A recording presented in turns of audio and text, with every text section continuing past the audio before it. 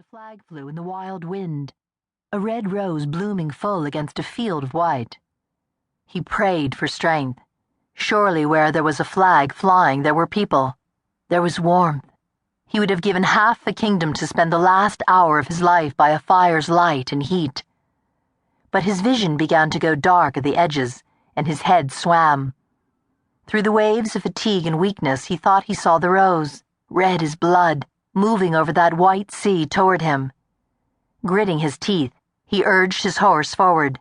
If he couldn't have the fire, he wanted the sweet scent of the rose before he died.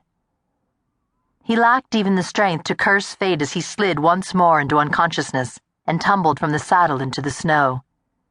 The fall shot pain through him, pushed him back to the surface, where he clung as if under a thin veil of ice. Through it, he saw a face leaning close to his, lovely long-lidded eyes, green as the moss in the forests of his home, smooth skin of rose and cream, a soft, full mouth.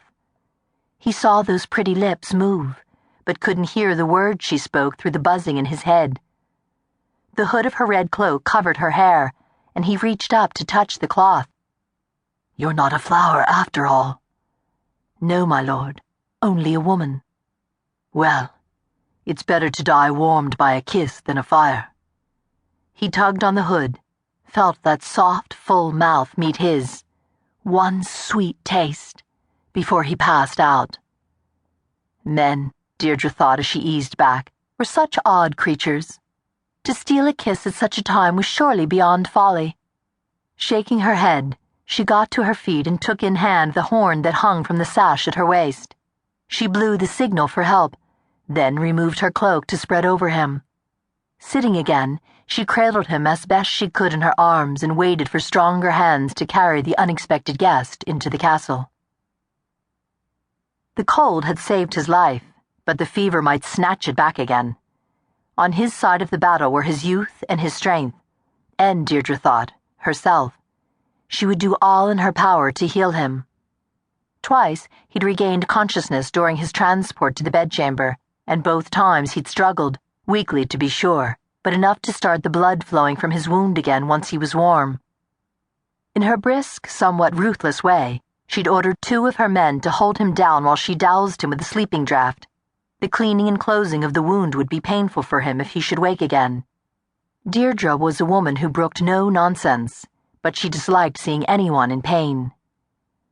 She gathered her medicines and herbs, pushed up the sleeves of the rough tunic she wore. He lay naked on the bed, in the thin light of the pale gold sun that filtered through the narrow windows. She'd seen unclothed men before, just as she'd seen what a sword could do to flesh. "He's so handsome," Cordelia, the servant Deirdre had ordered to assist her, nearly sighed. "What he is dying." Deirdre's voice was sharp with command. "Put more pressure on that cloth. I'll not have him bleed to death under my roof." She selected her medicines, and moving to the bed, concentrated only on the wound in his side. It ranged from an inch under his armpit down to his hip in one long, vicious slice. Sweat dewed on her brow as she focused, putting her mind into his body to search for damage. Her cheeks paled as she worked, but her hands were steady and quick. So much blood, she thought, as her breath came thick and ragged. So much pain. How could he have lived with this?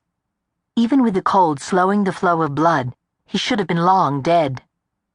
She paused once to rinse the blood from her hands in a bowl, to dry them, but when she picked up the needle, Cordelia blanched. "My lady." Absently, Deirdre glanced over. She'd nearly forgotten the girl was there. "You may go. You did well enough." Cordelia fled the room so quickly Deirdre might have smiled. The girl never moved so fast when there was work to be done. Deirdre turned back to her patient and began carefully, skillfully, to sew the wound closed. It would scar, she thought, but he had others. His was a warrior's body, tough and hard and bearing the marks of battle. What was it, she wondered, that made men so eager to fight, to kill? What was it that lived inside them that they could find pride in both? This one did, she was sure of it.